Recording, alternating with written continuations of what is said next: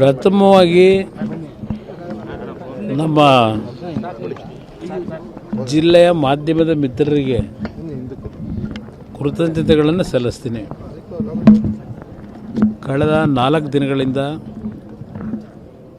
ತಾವುಗಳು ಪ್ರತಿನಿತ್ಯದ ನಮ್ಮ ತಾಯಿಯ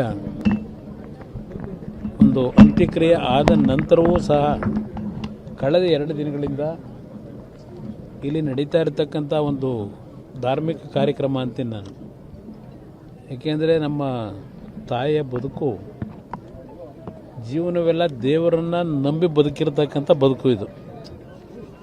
ಬಹುಶಃ ತಮ್ಮಗಳಿಗೂ ಇವತ್ತಿನ 2 ದಿನಗಳಿಂದ ನಡೀತಾ ಇರತಕ್ಕಂಥ ಈ ಕಾರ್ಯಕ್ರಮ ನೋಡಿದಾಗ ಒಂದು ರೀತಿಯ ಉತ್ತಮವಾದಂಥ ರೀತಿಯಲ್ಲಿ ಒಂದು ಭಾವನೆಗಳನ್ನು ನೀವು ಕಂಡಿದ್ದೀರಿ ಅನ್ನೋದು ನನ್ನ ಅಭಿಪ್ರಾಯ.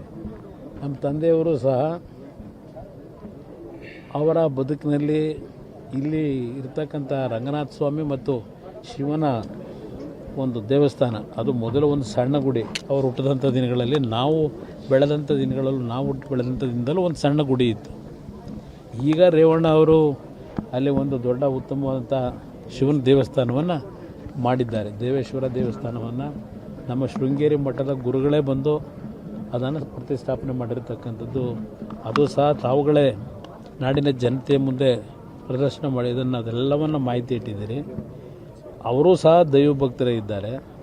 ಅದರಿಂದ ಎಲ್ಲ ವಿಧಿವಿಧಾನಗಳು ಒಂದು ನಮ್ಮ ಧಾರ್ಮಿಕವಾಗಿ ಏನು ನಡೀಬೇಕು ಅದೆಲ್ಲವನ್ನು ಇವತ್ತು ಅತ್ಯಂತ ಶ್ರದ್ಧೆಯಿಂದ ಇವತ್ತೇನು ಈ ಕಾರ್ಯಕ್ರಮಗಳನ್ನ ನಡೆಸ್ತಾ ಇದ್ದಾರೆ ನಮ್ಮ ತಂದೆಯವರ ಒಂದು ಮಾರ್ಗದರ್ಶನದಲ್ಲಿ. ಒಂದು ಹೇಳ್ತಕ್ಕಂಥದ್ದು, ಈಗಾಗಲೇ ಅವರು ಸಹ ಹಲವಾರು ಬಾರಿ ಹೇಳಿದ್ದಾರೆ, ಅವರಿಬ್ಬರಲ್ಲಿ ಹಲವಾರು ರೀತಿಯ ಏಳು ಬೀಳುಗಳು ನೋವುಗಳನ್ನು ಸಂತೋಷ ಅಂತ ಅವರೇನು ಪಟ್ಟಿಲ್ಲ. ಇಬ್ಬರೂ ಸಹ ಭಾಳ ಸಂತೋಷವಾದಂಥ ದಿನಗಳು ಕಡಿಮೆ, ಎಲ್ಲರ ಬಗ್ಗೆ ಚಿಂತೆಯನ್ನೇ ಮಾಡ್ಕೊಂಬಂದಂಥವ್ರು. ಹಿಂದೆ ಆದರೂ ಸಹ ಅವರಿಬ್ಬರಲ್ಲಿ ಅನ್ಯೋನ್ಯತೆ ಅನ್ನೋದು ಒಂದು ಭಾಗ.